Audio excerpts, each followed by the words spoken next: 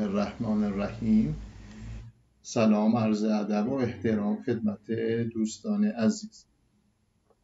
در این جلسه خدمتتون هستم با بحث استراتژی ها که در جلسه قبل خدمتتون ارائه دادیم. گفتیم که در انواع استراتژی ها ورود به بازار یکیش این هست که ما در ادامه روند شروع به ترید زدن بکنیم و دومین استراتژی در خلاف روند شروع به حرکت کنیم. خب در خلاف روند ما یکی که ریسک بیشتری داره در خلاف جهت روند ترید زدن و وارد پوزیشن شدن و در دراز مدت هم منطقی نیست. خب ما اول از همه باید بیایم خستگی بازار رو بررسی کنیم و یکی از راه‌های شناسایی خستگی بازار این هست که ما اول یک روند سالم داشته باشیم. خب ما در تعریف روندها در جلسات قبلی گفتیم که یک روند صعودی روندی که کف ها حمایت میشه، سقف ها گرفته میشه. ما در شکلی که میبینیم ساید صعودیمون تشکیل شده. ساید صعودیمون به چه صورت؟ یعنی حرکت اصلیمون اینجا حرکت اصلی، حرکت های اصلاحی، حرکت اصلی، حرکت اصلاحی. ببینید دوتا چنین چیزی که داشته باشیم، یعنی حرکت اصلی و حرکت اصلاحی، ما ساید صعودیمون شروع به حرکت کرده. یک ساید صعودی داریم که سالم هست. خب خط روند یکی کشیده شده یا کانالی که داخل کانالی که قرار گرفته به ما نشون میده که حرکت ادامه دار و یک حرکت سالم هست. برخورد به کف کانال، واکنش قیمت، واکنش بازار، برخورد به سقف، باز هم واکنش و به همین ترتیب روند صعودیمون ادامه دار بوده. خب ما در اینجا برای بحث اینکه بتونیم در خلاف جهت روند حرکت کنیم نیاز داریم که حتما یک اشباع خرید در روندهای صعودی مثل این شکل، مثل این نقطه که خارج شده از سقف کانالمون و یک اشباع فروش داشته باشیم در روندهای نزولی. خب بحث بعدی این هست که این اشباع خرید باید یک نقدینگی تاچ کرده باشه یا اونو گرفته باشه. ببینید این نقدینگی اینجا، نقدینگی خارجی اینجا توسط این اشباع خریدمون گرفته شده، بازگشت به خط، بازگشت به داخل کانال و در اینجا کف کانالمون شکسته شده. خب ما بحث بعدیمون این هست که وقتی که اشباع خرید داشتیم، تاج انجام شده، نیاز داریم که یک شکست قوی از کف اتفاق بیفته. کف کانال یا خط روندمون به صورت قدرتمند شکسته بشه و در این جاها ما وارد پوزیشن های سل یا اگر خلاف جهت روند نزولیمون باشیم وارد پوزیشن بای میشیم. خب باید شمع هامون هم بررسی کنیم. شمعی که خارج شده از خط روند، خارج شده از کانالمون باید کامل قدرتمند باشه. شادو رو در اینجا ما قبول نداریم، انتظار داریم کامل رد شده باشه. کندل های بعدیش قدرتمند باشه و ادامه دار و که بتونیم وارد پوزیشن های سلمون بشیم.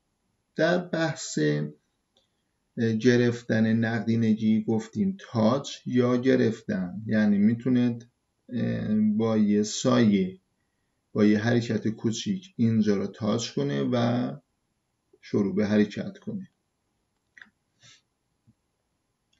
و اینجا رو دقت کنیم. خب ما بحثی که همیشه خدمت رو گفتیم انتظار داریم پول بک رو ببینیم.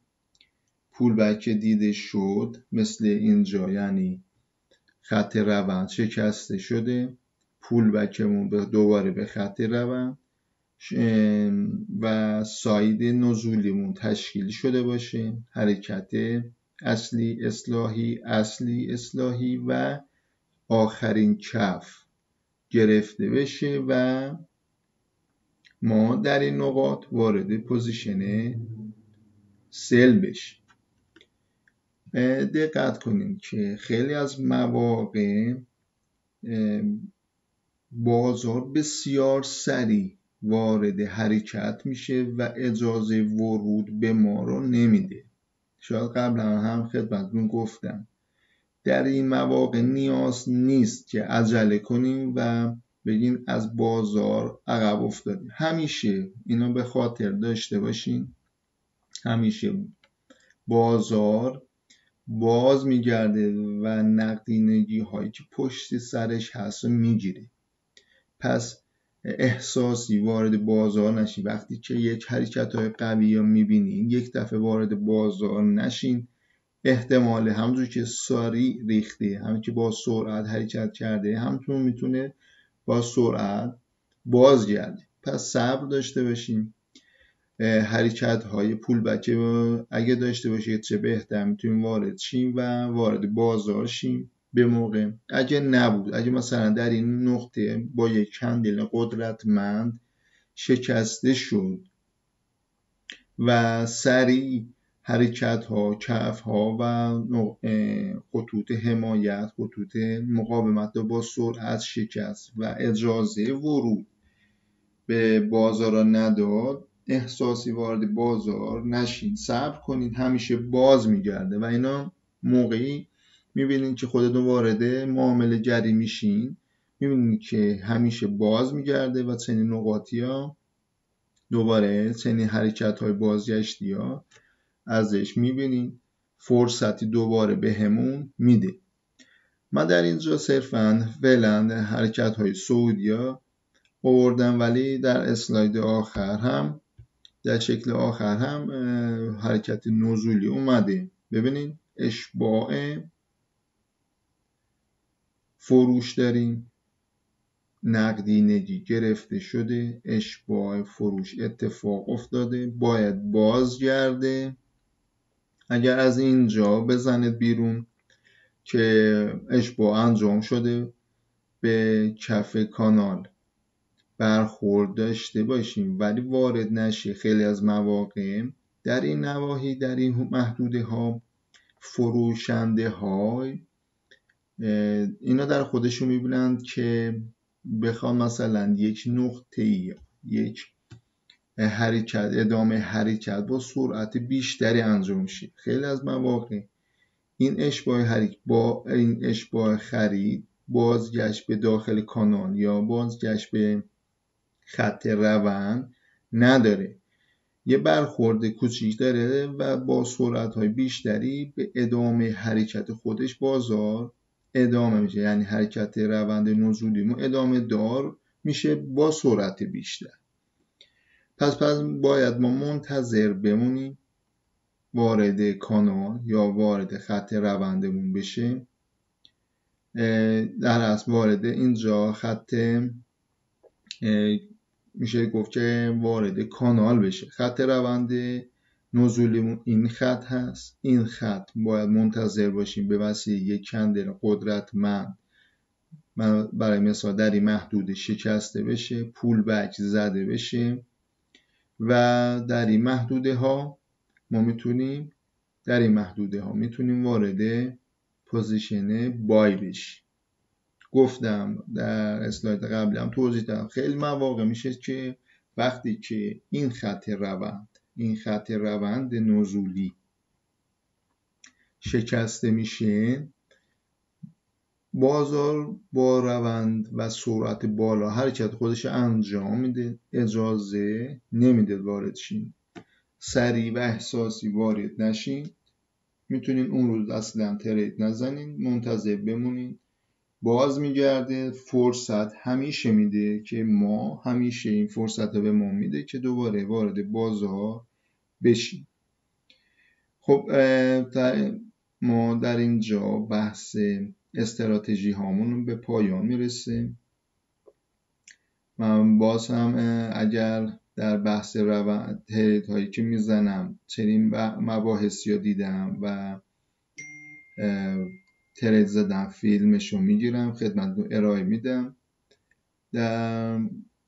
و حتما فیلم چنین بحثی ها که در متا تریدر یا تریدینگ ویو اتفاق میفته با توضیحات بیشتر خدمتتون ارائه خواهم داد که درک بهتری از این موضوع بازگشتی و در تغییر روندها وارد بازار شدن پیدا کنید. این بحث اینجا به پایان نمیرسه، صرفاً این چندین بار این دو بحث قبلی یعنی روند و تغییر روند رو ببینید.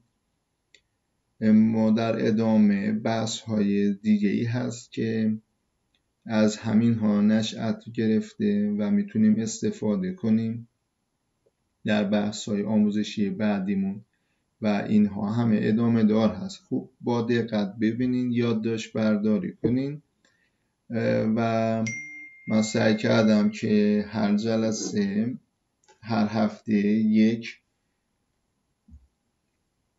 فیلم آموزشی خدمت رو ارائه بدم که فرصت داشته باشین ببینین چندین بار و یادداشت برداری کنین بتونین درک بهتری از این بحث داشته باشین. خیلی ممنونم و خدا نگهدار.